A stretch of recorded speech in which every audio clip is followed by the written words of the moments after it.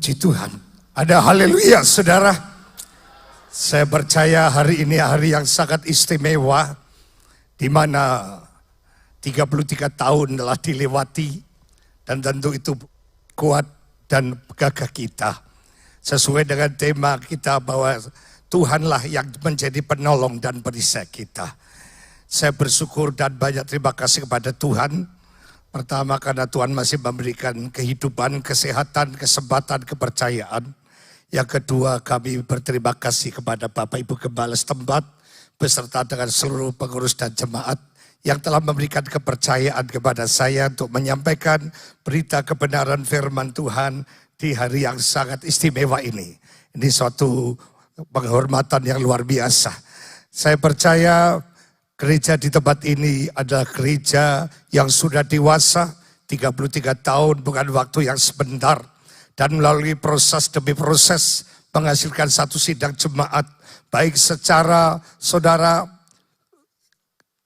dunia apapun atau yang secara jasmani, Tuhan lihat sebuah berkat yang luar biasa. Amat lebih berkat rohani lewat kebenaran firman Allah yang sudah disampaikan oleh Bapak Gembala setempat, yang di dalamnya ada banyak pengajaran yang membentuk jemaat menjadi jemaat yang dewasa. Saudara yang dikasihi oleh Tuhan, di dalam Tuhan sebagai penolong di sini, saya ingin menggiring saudara kepada satu saudaraku yang kekasih, pengalaman yang dialami oleh bangsa Israel tak kala dia menyeberang sungai Yordan.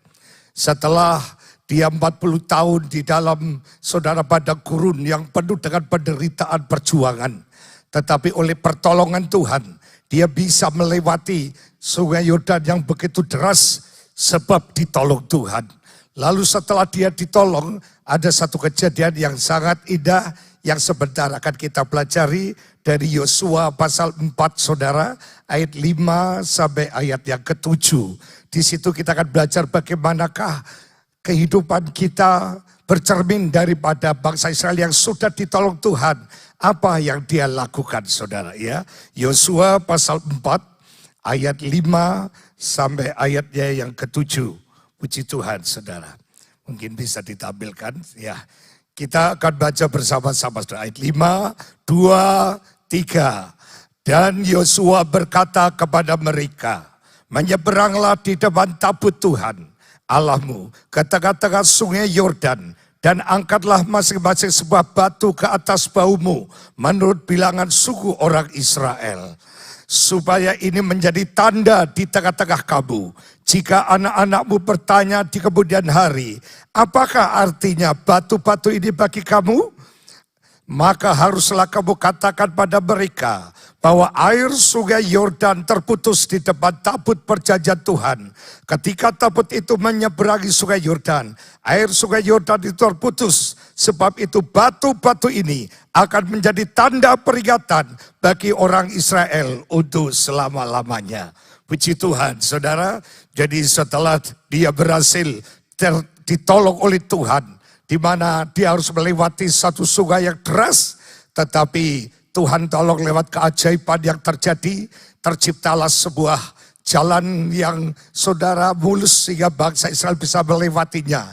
Lalu sebagai tanda peringatan, setiap suku membawa satu batu lalu ditaruh sebagai saudara peringatan bahwa dulu bangsa Israel pernah ditolong Tuhan, sehingga anak-anaknya bisa mengerti dan yaitu mengetahui tentang pengalaman Tuhan yang dia sembah, supaya apapun yang terjadi, dia akan belajar tentang iman yang dimiliki oleh nenek moyang mereka. Saudara, saya ingin awali dengan sebuah cerita, saudara. Ya, ada sepasang suami istri yang sudah 1 tahun menikah. Dia berusaha ingin saudara saling menunjukkan bahwa dia saling mencintai. Tetapi kondisi keuangannya memang belum mapan saudara. Dia berpikir bagaimana caranya saya bisa menyenangkan yaitu hati istri atau suami tak kalah hari ulang tahun pernikahan yang pertama. Saudara, ada satu cerita begini. Ada seorang saudaraku yang kekasih mendatangi rumah temannya pada waktu dia ada di ruang tamu. Dia kaget kok ada pigora yang di dalamnya tusuk konde sama rantai jam tangan, saudara. Dia bertanya, apa maknanya ini? Kok hanya tusuk konde dari emas dan rantai emas, yaitu untuk jam tangan ditaruh di pigora, dipasang di ruang tamu ini, apa maknanya? Tadi saya ceritakan, pada waktu dia saudara memasuki pernikahan yang pertama 1 tahun ini, dia berusaha ingin saling mengasihi, menunjukkan kasihnya, tapi keterbatasan keuangannya. Maka sang suami berkata, saya melihat bahwa istri saya ini kalau mempunyai rambut yang panjang sekali, indah sekali, seandainya digulung kemudian dikasih tusuk sonde akan jadi satu konde yang indah, istri saya akan lebih cantik. Karena selama ini tusuk kondenya dipakai dari plastik, saudara. Dia sangat prihatin, kasihan istri saya cantik-cantik, tapi tusuk kondenya dari plastik. Saya akan belikan dia, saudara. Kemudian saudaraku yang kekasih, sang istri berkata, kasihan suami saya punya jam tangan tapi tidak ada rantainya. Saya ingin membelikan rantai jam tangan supaya dia tidak kalau lihat jam tangan harus ambil ke saku, dia lihat dimasukkan lagi. Saya ingin jam itu ada terpasang di tangannya. Dua-duanya kepingin memberikan yang terbaik, saudara. Akhirnya sang suami, saudaraku yang kasih, dia berpikir, daripada saya punya jam tetapi tidak ada rantainya, biarlah saya akan jual, dan hasil penjual jam tangan saya akan saya belikan, yaitu tusuk konde emas yang akan dipakai oleh istrinya supaya dia cantik karena rambutnya panjang, saudara. Lalu sang istri bilang, saya tidak punya uang untuk membelikan rantai emas untuk suami saya. Suatu saat waktu dia di salon, yang punya salon bilang begini, ibu, rambut ibu tebal, panjang, ini kalau dipotong bisa jadikan konde dan mahal harganya loh, Bu. Waktu pertama saya tidak mau saya potong. Tapi dengan kondisi yang terjepit, dia datangi salon itu. Bu, saya mau menjual rambut saya supaya yaitu bisa dijadikan konde. Katanya, oh ya, dengan nilai rupiah yang cukup tinggi, lalu dia potong rambut, saudara. Pas hari ulang tahun bersama-sama, ketemu di rumah, suaminya kaget. Loh, kenapa rambutmu kamu potong? Aku mengasihi kamu, sayang. Aku ingin memberikan hadiah kepadamu, yaitu rantai jam tanganmu. Aku rela rambutku ku potong dengan harga yang mahal dan ku belikan ini rantainya. Aduh, jam tangannya sudah saya jual. Loh, kenapa kau jual? Karena saya pikir untuk apa tidak ada rantainya. Lalu uangnya untuk apa? Saya belikan tusuk konde ini untuk kamu supaya kamu kelihatan cantik. Tapi dua-duanya tidak marah, saudara. Dia tahu walaupun dia tidak bisa, saudara, memiliki apa yang diharapkan. Tapi dia sudah mendapatkan sebuah, yaitu nilai kasih yang dia wujudkan baik suami atau istri. Akhirnya dia berpelukan, dia saling menangis. Tidak apa-apa, kita tidak punya yaitu jam tangan, tidak punya tusuk konde yang saya pakai. Tetapi aku tahu cintamu kepadaku sungguh luar biasa. Hanya untuk sebagai peringatan itu ditaruh di pigora. Setiap dia pulang dia ingat bahwa istriku sangat mencintai sampai mengorbankan rambutnya demi untuk memberikan rantai jam tangan. Suami pun demikian. Istriku sangat mencintai saya, yaitu suamiku sampai menjual jamnya untuk supaya bisa membelikan tusuk konde buat saya. Itu satu cerita, saudara. Batu yang disusun itu untuk memberikan peringatan. Betapa Tuhan yang dia sembah itu adalah Allah yang luar biasa. Yang sudah menyatakan kasihnya dengan menolong mereka. Bisa melewati satu sungai yang besar dengan cara ajaib. Sehingga batu-batu itu disusun untuk sebagai satu tengar, orang Jawa katakan, peringatan. Jikalau dia melihat batu itu, dia ingat pertolongan Tuhan yang sungguh luar biasa. Saya percaya GPD Manaim punya pengalaman yang indah. Bagaimana 33 tahun dilewati. Ada banyak pengalaman pertolongan Tuhan yang luar biasa dan dahsyatnya. Dan hari ini ada batu yang disusun sebagai peringatan bahwa sudah 33 tahun Tuhan menunjukkan wujud pertolongannya yang memungkinkan PT Mannheim ada sebagaimana dia ada. Amin saudara, puji Tuhan. Dan kita akan melihat setelah melintasi sungai saudara Yordan dan memasuki tanah Kanaan, maka Tuhan menyuruh Israel mendirikan 12 batu besar. Untuk apakah itu saudara? Yang pertama, batu itu didirikan sebagai batu peringatan. Peringatan tentang apa? Yaitu peringatan akan kebaikan Tuhan. Batu yang dia susun itu berbicara tentang batu peringatan. Peringatan tentang akan kebaikan Tuhan yang sudah dialami. Kita akan lihat dalam Mazmur 103 saudara. Ayatnya yang kedua dan ayat yang ketiga.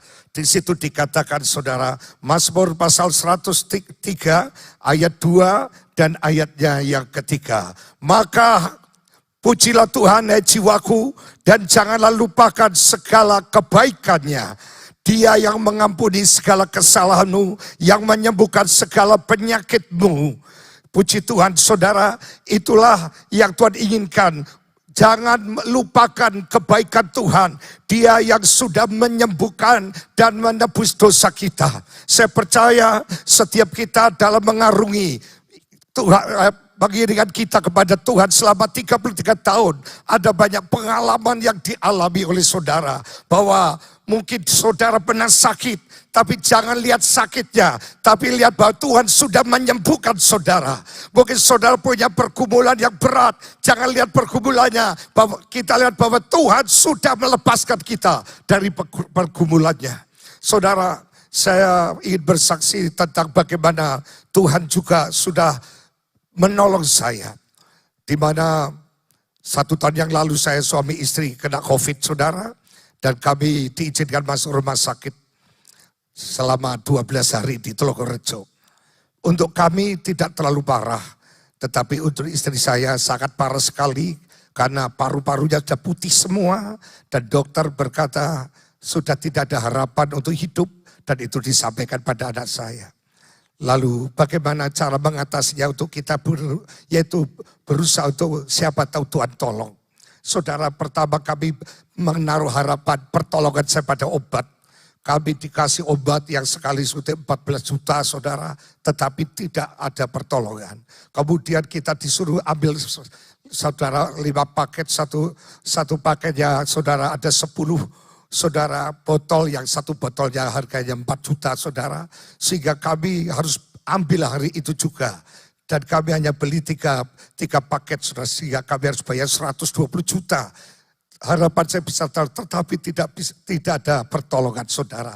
Sampai akhirnya dikasih saudara transfusi darah, itu pun belum tertolong. Akhirnya saya percaya, oh saya kok terlalu bergantung kepada obat. Lalu saya ambil sikap, kita berdoa. Kita percaya masih ada mujizat Tuhan. Saya minta doa dari majelis daerah, majelis pusat, saya hubungi semua. Tiap hari 10-20 kali saya berdoa. Kami gempur itu saudara, virus corona itu saudara. Kemudian dengan doa akhirnya difoto, dokter heran.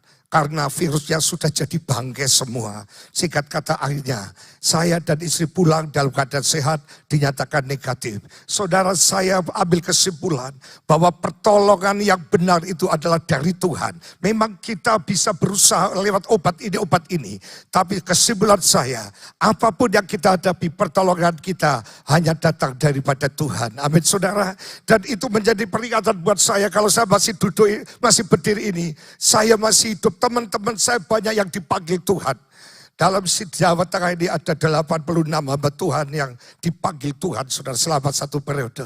Kalau saya masih hidup itu karena pertolongan Tuhan. Dan itu yang membuat bahwa dalam segala apapun yang kuhadapi, pertolonganku adalah dari Tuhan. Dan dialah perisai kami. Saudara, di dalam Mazmur 77 saudara, ayat 12 sampai 13 dikatakan, aku hendak mengingat perbuatan-perbuatan Tuhan. Ya, aku hendak mengingat keajaiban-keajaibanmu dari zaman purbakala. Aku hendak menyebut-nyebut segala pekerjaanmu dan merenungkan perbuatan-perbuatanmu. Inilah batu pertama, batu peringatan yang mengingatkan tentang kebaikan Tuhan. Aku akan menyebut-nyebut, kami akan mengingat-ingat tentang kebaikan demi kebaikan Tuhan. Saya percaya pertolongan Tuhan atas masalah kita, itu sudah kita alami. Sehingga memungkinkan kita merayakan yang ke-33 tahun. Saya tidak tahu pengalaman apa yang pernah sudah alami. Mungkin sudah pernah sakit parah dan dokter sudah angkat tangan. Tapi dengan keajaiban pertolongan Tuhan, aku diizinkan masih hidup sampai hari ini. Inilah yang harus kita syukuri. Kita pasang batu peringatan, mengingat akan kebaikan Tuhan yang sudah berlaku atas kita. Mungkin kita juga pernah terpuruk, pernah mengalami goncangan. Tapi kalau sampai hari ini kita ada, itu karena semata-mata pertolongan Tuhan. Puji Tuhan, saudara yang dikasihi oleh Tuhan. Kita melihat, saudara, pada waktu bangsa Israel itu menyeberang ke sungai Yordan. Saudara, waktu itu sedang banjir, saudara. Sedang banjir. Kemudian, saudara, dipaksa kamu segera untuk lewati. Ya, lewati. Karena saat itu ada musim badai. Saudara, pada zaman Musa dengan zaman Yosua itu berbeda. Kalau zaman Musa waktu menghadapi sungai Kolsom, itu Musa suruh ngangkat tongkatnya, maka terbelah jadi dua. Sudah ada jalan, bangsa Israel tinggal. Saudara, berjalan sudah semuanya, fasilitas sudah ada. Sehingga bangsa Israel tidak mengalami kesulitan. Tapi waktu Yosua, kondisi masih banjir. Dan kalau dia ingin lihat pertolongan Tuhan, maka imam yang memikul tabut, di saat kaki pertama dia melangkahkan di sungai yang banjir itu, maka terjadilah, saudara, terbentuk sebuah daratan yang bisa dipakai untuk jalan raya. Di sini kita melihat, saudara, pertolongan Tuhan itu terjadi tak kala kita berani melangkah dengan iman. Kadang-kala kita sudah berdoa, kita menunggu kapan ya, Tuhan kok tidak tolong-tolong saya. Saudara, Tuhan ingin supaya kita berani melangkah, saudara, dengan iman. Disitulah mujizat Allah akan terjadi. Kadang-kala kita menunggu supaya semuanya sudah tersedia. Oh, ini Tuhan tolong. Tapi ada kalanya kita dihadapkan. Melangkah. Nanti aku akan tunjukkan, buktikan. Aku akan demonstrasikan kuasaku. Tak kala kau berani melangkah dengan iman. Dan betul, saudara, waktu iman melangkahkan kakinya di sungai yang sedang banjir, maka sungai itu terbelah jadi dua. Terciptalah, yaitu jalan raya. Sehingga bangsa Israel yang hampir 2 juta bisa, saudara, melewati. Dan saudara tahu, kalau bangsa Israel bilang, nanti saja nunggu, kalau sudah ada banjir, kalau semuanya sudah, yaitu tenang, kita akan berjalan walaupun melewati air, tapi kita tidak hanyut. Kenapa Tuhan kata segera menyeberang? Karena saudara tahu bahwa pada waktu bangsa Israel pada gurun, dia dipelihara Tuhan dengan turunnya mana. Tapi pada waktu masuk ke Kanaan, mana itu tidak turun. Lalu bagaimana dia bisa makan sebanyak 2 juta? Sudah ternyata Tuhan sudah tolong. Pada waktu dia bisa melewati, masa itu adalah masa panen, penuaian. Terjadi di situ ada bangsa enak raksasa. Bisa dibinasakan Tuhan dan dijarah semua. Saudaraku yang kasih, kekayaan mereka. Sehingga 2 juta orang bisa menikmati makan dan tidak mati. Tuhan, saudara, memerintahkan segera, walaupun di depan kita ada sesuatu masalah yang berat. Saudara, karena di sana sudah siapkan satu mujizat yang tidak pernah kita duga. Apa yang tidak pernah dilihat oleh mata, apa yang tidak pernah didengar oleh telinga, apa yang tidak terpikirkan oleh hati, ternyata Tuhan sudah siapkan. Seandainya bangsa Israel nunggu, nanti saja kalau semuanya sudah tenang, kita nyebrang. Dia akan kelaparan dan mati di sana. Karena musim tuai sudah selesai. Dan tidak ada perbekalan yang harus dia makan. Tuhan kata, lewati dengan iman. Karena aku sudah siapkan mujizat. Hari ini juga, mungkin saudara menghadapi sesuatu yang berat. Saudara, kita sudah berdoa, tapi keadaan tidak berubah. Tetap masalah, tetap berat. Mari kita belajar melangkah dengan percaya bahwa Tuhan sudah siapkan mujizat di depan mata kita. Sehingga kita bisa melewati. Itulah pertolongan Tuhan yang dialami oleh bangsa Israel. Di mana saat dia melewati sungai Yordan, Tuhan sudah wujudkan atau buktikan dengan mujizat, saudara. Kita akan melihat coba Yosua 3, saudara, ayat 15. Dikatakan segera sesudah para pengangkat tabut itu sampai ke sungai Yordan. Dan para imam mengangkat tabut itu, mencelupkan kakinya ke dalam air di tepi sungai itu. Sungai Yordan itu sebak sampai meluap sepanjang tepinya selama musim menuai. Ayat 16, maka berhentilah air itu mengalir. Air yang turun dari hulu melonjak menjadi bendungan jauh sekali di dekat Adam, kota yang terletak di sebelah selatan. Sedang air yang turun ke laut Araba itu, yang di laut Asin, terputus sama sekali. Lalu menyeberanglah bangsa itu di tentangan Yeriko. Saudara, ini luar biasa. Tetapi harus ingat, harus berani melangkah dengan iman. Saudara, saya percaya gereja ini ada biayanya tidak sedikit. Tapi saya percaya hambanya berani melangkah dengan iman. Maka akhirnya terwujud juga. Saudara, pada waktu mungkin disebutkan kita butuh berapa miliar orang. Aduh, dari mana itu uang? Tapi begitu melangkah dengan iman. Dengan awal yang tidak seberapa. Tapi akhirnya juga bisa. Saya ingat gereja saya Telukosari kebanjiran sampai dada, saudara. Kemudian saya cor, saudara, tapi begitu jadi saya berdiri sundul, ya, kena atap. Aduh, ya ini gereja apa macam ini? Hanya kita robohkan, saudara. Robohkan dari awal, diganti baja baru. Dengan awalnya 500 juta. Cuma dari mana uang, dari mana? Udah kita dengan iman saja melangkah berapapun. Saudara, ada berapa kita mulai sampai 4 tahun, saudara. Dan akhirnya jadi gereja dan habisnya 2 miliar. Tadinya 500 juta, tapi selesainya akhirnya 2 miliar. Dari mana? Dari Tuhan. Caranya apa? Melangkah dengan iman. Saudara, kita harus berani melangkah dengan iman. Maka pertolongan Tuhan itu akan nyata. Bukan hanya sekadar slogan Tuhan penolongku, tapi buktinya kita tidak ditolong-tolong Tuhan. Karena kalau pertolongan Tuhan muncul, saatlah kita berani melangkah dengan iman. Amin, saudara. Puji Tuhan. Jadi batu pertama yang ditanamkan adalah batu memperingati kebaikan Tuhan atas pertolongan yang sudah kita alami. Lalu kita lihat batu yang kedua adalah batu pengucapan syukur dan doa, saudara. Batu pengucap syukur. Jadi saudara, karena melihat begitu banyak kebaikan pertolongan Tuhan, maka kita perlu menaikkan syukur. Aku ada sebagaimana aku ada. Saya kalau melihat, saya dipercaya Tuhan 2 gereja, saudara. Dan kalau saya duduk merenung, saya ini, saudara, menangis. Karena saya berangkat itu, saudara, hanya membawa saudara pakaian berapa pasang, 1 tas, supermi 1 dus, kemudian kompor wajan. Saya saudara kontrak. Saudara tidak bawa apa-apa. Dan kami memang anti minta tolong pada orang tua. Walaupun orang tua saya mampu. Saya ingin buktikan kalau Tuhan panggil, Tuhan pelihara. Saudara, dengan berjalannya waktu, saya kalau melihat ada gedung megah 2. Ini dari mana? Semua karena Tuhan. Karena saya ingat awal-awalnya saya melangkah, tidak ada apa-apa. Dan tidak punya apa-apa. Tapi ternyata Tuhan yang saya layani adalah Tuhan yang hidup dan yang kaya. Sehingga saya melihat bukti. Dan itulah menjadi modal saya. Mengucap syukur dan selalu berdoa. Kita akan lihat dalam Ratapan 3, saudara. Ayat 19-23. Di situ dikatakan demikian, saudara. Ratapan 3 ayatnya yang ke-19. Ingatlah akan sengsaraku dan pengembaraanku, akan ipuh dan racun itu. Jiwaku selalu teringat akan hal itu dan tertekan dalam diriku. Tetapi hal-hal inilah yang kuperhatikan. Oleh sebab itu aku akan berharap, tak berkesudahan kasih setia Tuhan, tak habis-habisnya rahmat-Nya, selalu baru tiap pagi, besar setiamu. Puji Tuhan, saudara, kalau kita melihat sengsara kita, hati kita akan pahit seperti ipuh. Dan itu jadi racun dalam kehidupan kita. Kalau kita ingat penderitaan kita, saudara.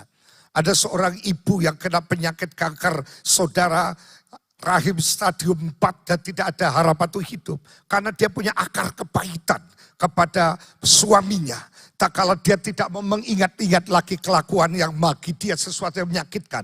Dia lepaskan pengampunan. Seketika itu juga rontok kankernya dan dia sembuh. Saudara, mungkin selama ini kita hanya mengingat sengsara kita, masalah kita, kesusahan kita. Dan itu akan menjadi, saudaraku, yang kasih kepahitan dan racun. Meracuni rohani kita dan akhirnya kita justru hancur. Tetapi saudara, Yeremia mengatakan sekarang aku akan perhatikan bukan masa laluku yang pahit. Tapi aku memperhatikan tentang kasih karunia Tuhan. Di mana saya percaya Tuhan itu baik. Allah turut bekerja dalam segala hal. Maka saudara, dia mengingat semuanya itu memiliki sikap hati yang bersyukur, saudara. Saudara yang dikasih oleh Tuhan, seperti Paulus dan Silas. Kalau menurut secara manusia dia harus meratap, Tuhan kenapa saya dipenjara, kenapa saya diraja batu, kenapa saya dipasung. Tetapi justru dia menaikkan pujian tengah malam saudara. Maka apa yang terjadi? Tuhan kirimkan malaikat, terjadi gempa. Sehingga semua saudara rantai lepas, semua pintu terbuka. Dia keluar bebas saudara. Karena apa? Di tengah penderitaan, dia tidak berfokus pada masalah yang pahitnya. Tapi dia melihat bahwa Tuhan itu baik. Dia memuji Tuhan, memuliakan Tuhan. Dan itu menghadirkan pertolongan Tuhan. Di mana dia terlepas, terbebas dari segala belenggu yang dia hadapi. Saudara yang dikasih oleh Tuhan, ada seorang yang bernama saudaraku yang kasih Matthew Henry saudara. Dia datang ke perpustakaan toko buku rohani. Dia borong banyak saudara. Begitu sampai di depan kasir, dia cari, ternyata dompetnya hilang saudara. Aduh, hanya dia maaf bu, dompet saya hilang. Saya jadi beli dikembalikan. Sampai di rumah saudara, dia tidak mengeluh, tidak marah sama Tuhan. Dia berkata, saya bersyukur karena saya baru sekali ini kehilangan dompet. Yang kedua, untung yang hilang hanya dompet, bukan nyawa saya. Yang kedua, saya bersyukur karena copetnya bukan saya. Jadi dia tidak mengeluh karena saudara, dompetnya hilang. Dia tetap bersyukur. Akhirnya dia tidak merasa saudara kecewa dengan peristiwa yang dihadapi. Kadang kalau kita meratapi apa yang sedang terjadi, kenapa ya, kok kayak gini, kok bisa. Selama kita meratap terus kita akan susah. Mari kita belajar bahwa Allah punya rencana di balik semuanya. Suatu saat ada seorang ibu tua yang naik pesawat saudara. Dan pesawatnya sudah dalam keadaan goncang. Bahkan pramugarinya pada ketakutan. Ada ibu ini dia lihat gitu langsung dia berdoa. Setelah itu dia tidur nyenyak. Sampai akhirnya pesawat itu mendarat saudara. Lalu pramugari datang, ibu kami sebagai pramugari setiap hari naik pesawat ketakutan. Saya melihat ibu kok tidak tahu apa yang membuat ibu tidak takut. Walau bersyukur gini. Saya tujuannya datang ke Amerika adalah untuk menengok anak saya yang kedua. Anak saya sedang kuliah S2 di sana. Nah kemudian anak yang pertama di mana bu? Anak yang pertama sudah di surga 1 tahun yang lalu. Jadi saya berdoa Tuhan, kalau kau izinkan aku mendarat di Amerika, aku bisa bertemu dengan anakku yang kedua. Tapi kalau nanti pesawat ini jatuh, aku akan bertemu dengan anakku yang pertama. Jadi mau jatuh mau tidak bagi saya tidak ada masalah. Dia tidur saudara. Itulah artinya mengucap syukur saudara, sehingga mujizat bisa terjadi. Kadang-kala kita menghadapi masalah, kita memikir kenapa ya kok kayak gini terjadi. Ya kok Tuhan izinkan mengalami ini. Nanti saudara tiap hari ada yang cuma mengeluh. Seperti yang ditulis di ratapan. Akhirnya itu sudah menjadi kepahitan. Setelah kepahitan dan berakhir dengan menjadi racun yang meracuni saudara. Saat saya khotbah di saudara Ngadirejo saudara. Tahu-tahu ada seorang ibu datangi saya. Pak Heri ingat saya. Maaf saya tidak ingat ya. Saya jemaatnya dari Kaliputi pelayanan Bapak Paulus. Kenapa ibu? Pada 10 tahun yang lalu Bapak khotbah di tempat gereja kami dan Bapak menyampaikan soal pengampunan. Waktu itu kondisi saya kena kanker payudara stadium 4 dan dokter bilang usia saya sudah tidak lama lagi saya akan mati. Tapi saya mendengar khotbahnya Bapak, saya praktekkan. Saya belajar mengampuni, memang saya punya kepahitan. Saya ampuni, saya berkati, saya berdamai Pak. Tahu-tahu itu kanker itu mengering sendiri. Dan ini saya sudah sembuh tahun yang ke-10. Saudara, banyak orang sakit karena kepahitan. Karena kenapa sudah terjadi ngapain dipikirin. Ya, kita belajar seperti Gus Dur. Saudara. Kayak gitu aja kau dipikir. Saudara. Ya, kita belajar itu semeleh. Udah. Semua sudah terjadi. Sekarang kita lihat bahwa Tuhan pasti punya rencana yang baik di balik itu semua. Akhirnya dia sembuh total sudah tanpa didoakan, tanpa minum obat. Kering sendiri dan dokter berkata dikasih obat apa? Tidak tak kasih obat. Kok bisa kering? Saya hanya mengampuni. Dokter sekarang percaya saudara. Penyakit kanker itu sebagian besar karena kepahitan seseorang. Maka dari itu kalau ada di antara saudara merasa hari ini belum bisa terima dengan peristiwa perlakuan apapun. Jangan jadi kepahitan, itu racun yang akan menghancurkan kita. Tapi mari kita perhatikan bahwa kasih karunia itu selalu baru tiap hari. Baru Tuhan pasti akan berikan yang terbaik buat kita. Amin saudara, puji Tuhan. Kita melihat dalam Mazmur 116 saudara. Ayat 12 dan ayat 17 dikatakan. Bagaimana akan kubalas kepada Tuhan segala kebajikannya kepadaku? Ayat 17. Aku akan mempersembahkan korban syukur kepadamu dan akan menyerukan namanya Tuhan. Saudara, dia bersyukur saudara dan dia berkata apa yang dapat aku buat untuk membalas kasih Tuhan. Aku akan mempersembahkan korban yaitu syukur sebagai korban. Saudara, bersyukur karena kita diberkati, kita sembuh itu mudah. Tapi kalau bersyukur saat kita harus berkorban. Korban itu sakit loh saudara. Binatang kalau dikorbankan itu sakit bahkan mati. Di mana kita mematikan kedagingan kita. Kita tetap bersyukur sekalipun saudaraku yang kekasih. Kita betul-betul sedang menghadapi masalah yang berat. Tapi kita belajar bersyukur. Saudara, batu yang kedua itu batu bersyukur dan juga batu berdoa. Di mana batu itu kalau dalam perjanjian lama. Kalau disusun menjadi mezbah. Di mana di atasnya ada korban. Disitulah dia mempersembahkan korban kepada Tuhan. Kita ingat tentang saudara Abraham. Di mana dia membuat mezbah dari batu yang disusun. Itulah doa, itulah worship, penyembahannya. Abraham dirikan mezbah. Coba kita lihat ya. Dalam Kejadian 12 ayat 7 dan ayat 8. Dikatakan Kejadian pasalnya yang ke-12 ayat 7. Ketika itu Tuhan menampakkan diri pada Abraham dan berfirman, aku akan memberikan negeri ini kepada keturunanmu. Maka didirikannya di situ mezbah bagi Tuhan yang telah menampakkan diri kepadanya. Ayat 8, kemudian dia pindah dari situ ke pegunungan di sebelah timur Betel. Ia memasang kemahnya dengan Betel di sebelah barat dan Ai di sebelah timur. Lalu ia mendirikan di situ mezbah bagi Tuhan dan memanggil nama Tuhan. Saudara, Abraham itu selalu mendirikan mezbah. Sekalipun dalam penderitaan, waktu dia harus menyembelih saudara anaknya sendiri, dia tetap berdoa dan bersyukur saudara. Dan bagi kita yang suka berdoa dan beri korban syukur, Tuhan janjikan saudara bahwa Tuhan akan penuhkan semua lubuk-lubuk kita saudara. Kita akan lihat saudaraku yang kekasih dalam firman Tuhan, yaitu dalam Keluaran 20 ayat 24 saudara. Kita akan lihat Keluaran 20 ayat 24. Di situ kata kalau kita mendirikan mezbah, apa yang akan kita alami saudara. Keluaran pasal 20 ayat 24. Kau buatlah bagiku mezbah dari tanah dan persembahkanlah di atasnya korban bakaranmu dan korban keselamatanmu. Kambing dombamu dan lembu sapimu pada setiap tempat yang kutentukan menjadi tempat peringatan bagi namaku. Aku akan datang kepadamu dan memberkati engkau. Jadi saudara, waktu kita di dalam pergumulan persoalan, bukan saja kita kepahitan, kekecewaan, seperti ibu dan racun. Tapi kita akan belajar bersyukur dan berdoa. Maka aku akan hadir dalam hidupmu dan memberkati engkau. Saudara, ini rahasia pertolongan Tuhan datang. Yaitu tak kala kita sedang dalam persoalan. Kita berdoa dan saudara bersyukur kepada Tuhan. Maka aku akan datang. Hadir dalam rumah tanggamu dan aku akan memberkati engkau. Kalau Tuhan hadir, yang sakit sembuh saudara. Kalau Tuhan hadir, yang lemah dapat kekuatan. Kalau Tuhan hadir, yang susah dapat penghiburan.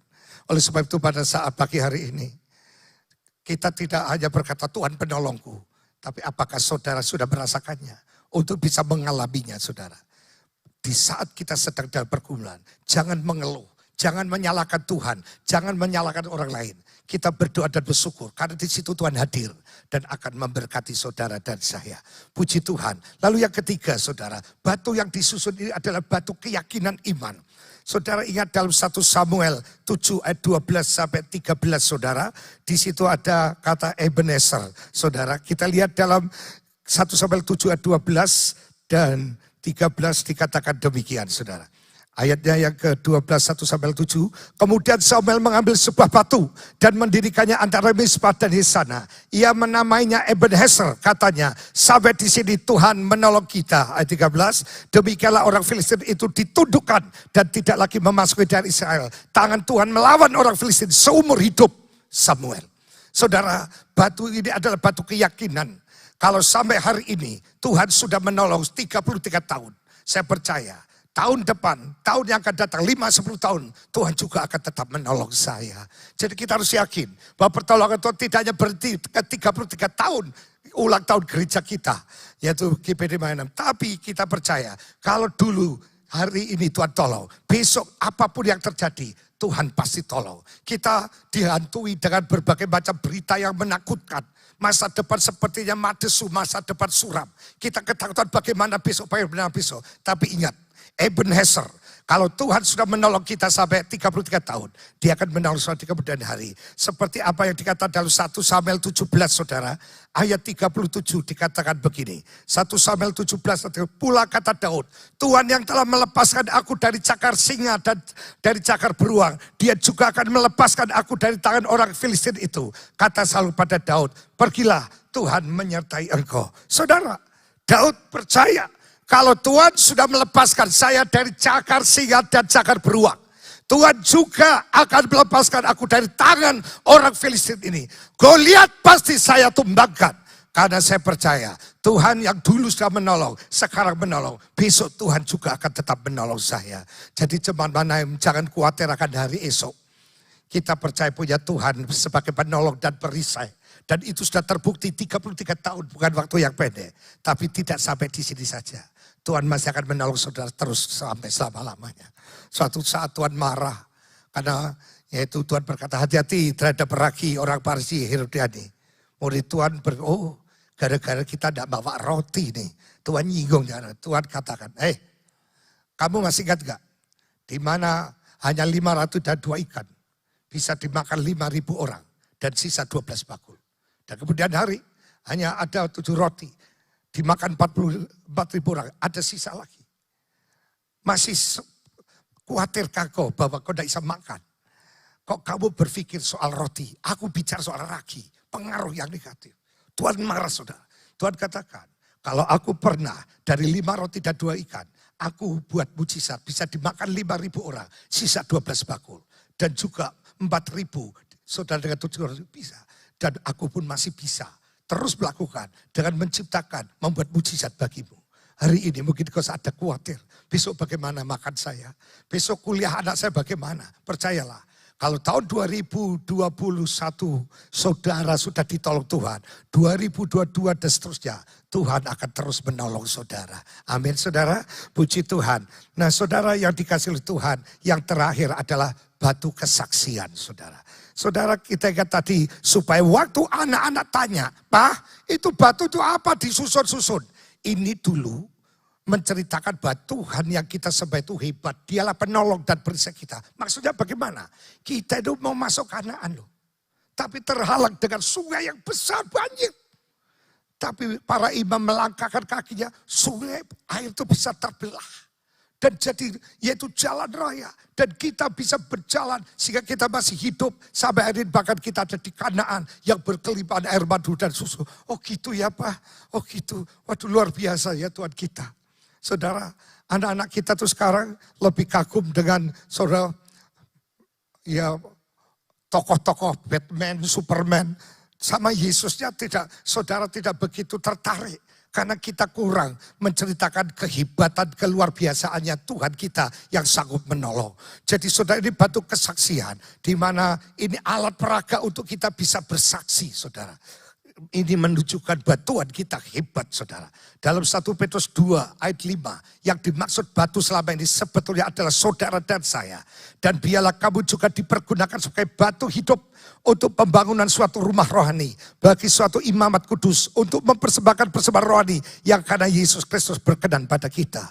Batu itu saudara dan hidup. Saudara kita dipakai untuk pembangunan tubuh Kristus. Sehingga hidup kita tidak hanya menikmati berkat-berkat Tuhan. Tapi kita sadar kita harus jadi kesaksian. Dunia di sana masih butuh Yesus. Hidupku harus menjadi berkat. Aku bisa bersaksi. Inilah Tuhanku. Luar biasa. Suatu saat saya waktu sekolah Alkitab saudara. Saya ditanya sama ayah saya. Kamu mau jadi pendeta? Iya Pak. Sudah kamu pikir. Kenapa Pak? Karena dia sering bergaul dengan pendeta GBDI saudara. Dan delalai gitu lah, delalai itu pendeta yang ketemu ayah saya itu pendeta susah semua saudara. Jadi kalau ketemu ayah saya itu sudah bisa dibedek, wah mesti beras entek ya. Bu, kasih beras. Lah kok anaknya sekarang mau jadi pendeta? Kamu tahu nggak? Tetangga kita insinyur dokter. Datang ke ibu pinjam uang padahal masih minggu kedua. Ini dokter yang gaji gede. Kamu cari kerjaan yang tidak ada gajinya. Kamu makan apa? Saya bilang, Pak, Tuhan yang panggil saya Tuhan yang kaya. Alah, buktinya mana? Saya tetap akhirnya saya diusir saudara. Udah kamu pergi. Hilang-hilangan dok siji dia bilang gitu. Karena ayah saya ini kan kepala polisi saudara. Namanya Muhammad Bastur Sastro Atmojo. Ini kalau anak jadi pendeta, geger itu saudara kantor polisi. Karena pindah agama. Akhirnya apa yang terjadi saudara? Saya sekolah, saya praktek di Sampangan Semarang. Lalu namanya orang tua, dia hanya ngomong, dia tidak tegel. Diparani saudara di gereja. Dia marah-marah pendeta, hei pendeta kamu jangan mempengaruhi anak saya. Enggak ya. Biarkan anak saya kuliah jadi orang yang mapan. Kok kamu pengaruhi jadi pendeta nanti miskin dulu. Waduh, terus diceritakan Bapak harus bangga punya anak seumur Heri. Biasanya anak polisi, anak kolong itu bandel-bandel. Ini jadi orang yang luhur, Bapak kok tidak bangga. Di situ dia tertegun saudara. Lalu piye caranya kalau mau sekolah Alkitab? Yes, nanti dia akan ke Beji. Ya. Lalu bayarnya berapa? Segini. Saya yang bayar saudara. Tadinya saya sudah berdoa Tuhan kalau kau panggil saya mau minta tanda bahwa yang menyponsori saya sekolah Alkitab harus orang tua saya yang notabene sudah ngusir dan tidak ngaku anak. Itu kan permintaan yang konyol saudara. Tujuan saya kalau tidak jadi saya kalau tidak sekolah Alkitab saya tidak bersalah karena saya sudah bernasar. Waktu almarhum Yeremia Arif, siapa yang mau jadi Samuel akhir zaman, jadi hamba Tuhan. Saya yang pertama datang, saya berlutut, ditumpahi, jadilah hamba Tuhan. Jadi saya sudah bernasar, saya takut kalau beli jadi saudara. Tapi sekarang saya harus melihat, ayah saya menyombong, saudara. Akhirnya apa yang terjadi saudara, saya setelah selesai sekolah Alkitab kelas 2, saya merintis saudara. Susah saudara, akhirnya suatu saat saya ketemu dengan seorang yang sakit tidak sembuh-sembuh saudara. Selalu saya doakan dia sembuh, lalu dia bangunkan saya gereja saudara. Pada waktu saudaraku yang kasih, pembangunan gereja ayah saya lihat dalam lapangan di gereja. Ada truk bawa semen, bawa besi, bawa pasir. Dia tanya, ini duitnya apa? Ya, uangnya Tuhan Yesus. Inilah Tuhan saya Pak, dia kaya. Aku udah kerja apa-apanya melain Tuhan, tapi ini datang sendiri. Dia mulai saudara goyang saudara, mulai goyang. Suatu saat dia sakit saudara, kena katarak dua-duanya udah matang saudara. Tapi ayah saya kena gula yang sangat tinggi.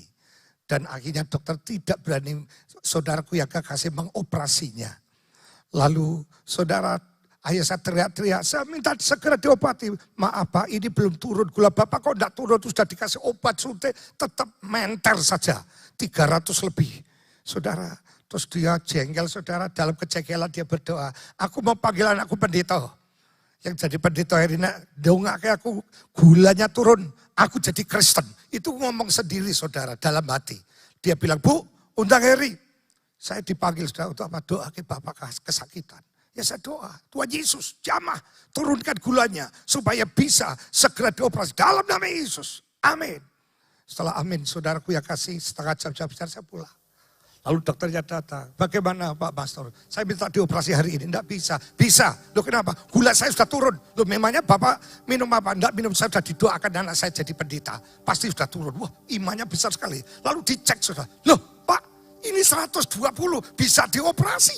Langsung dibawa ke kamar operasi saudara, dia bisa sembuh dari kataraknya sampai di rumah. Dia buka lemari yang selama ini saya tidak tahu isinya apa. Sebab kalau saya tidur di tempat tidur itu kalau hari apa itu gemlodas. Gludak. Ya apa, ternyata itu keris. Terus wajah jimat buahnya satu lemari sudah. Dia masukkan di dalam kawarung lalu dibakar sendiri. Aduh Pak, Tuhan untung tidak diserang setannya. Tapi Tuhan berkebenaran akhirnya saudaraku yang kasih dibakar habis. Dia hanya percaya Yesus penolongnya. Karena saya sudah didoakan, diapakan tidak bisa. Hanya didoakan anakku dari sembuh. Besoknya dia bilang, Bu, aku mau ke gereja. Jadilah Kristen saudara. Setelah ke gereja beberapa bulan dia minta untuk dibaptis saudara. Dia minta dibaptis saudara. hanya dibaptislah saudara dan bapak ibu saya, kedua orang tuanya jadi Kristen. Yang jadi kesusahan adalah ngasih nama baptisnya. Karena seorang kepala polisi kalau dari Muhammad Mastur jadi apa, itu tidak bisa saudara. Hanya pendetanya itu punya hikmat. M-nya tetap aja Pak Mastur apa. Jadi nama bapak bukan Muhammad Mastur sekarang Markus Mastur Sastro Atmojo. Jadi M-nya tetap saudara. Wah saudara akhirnya dia tetap jadi Kristen sampai akhirnya dipanggil Tuhan.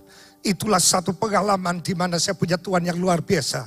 Tuhan yang hebat dan itu Tuhan saudara juga. Biarlah batu hidup saudara. Ini sebagai orang Kristen kita mengingat tentang kebaikan Tuhan. Kita menjadi orang yang suka berdoa dan menyembah pada Tuhan. Batu yang saudara memberikan tindakan iman bahwa dulu Tuhan tolong, Tuhan juga akan tolong. Dan batu itu yang membuat saya dan saudara untuk jadi kesaksian. Batu yang hidup, di mana ada banyak orang yang dikemenangkan, dikuatkan. Hanya oleh karena hidup kita yang jadi berkat. Kiranya firman Tuhan memberkati kita semua.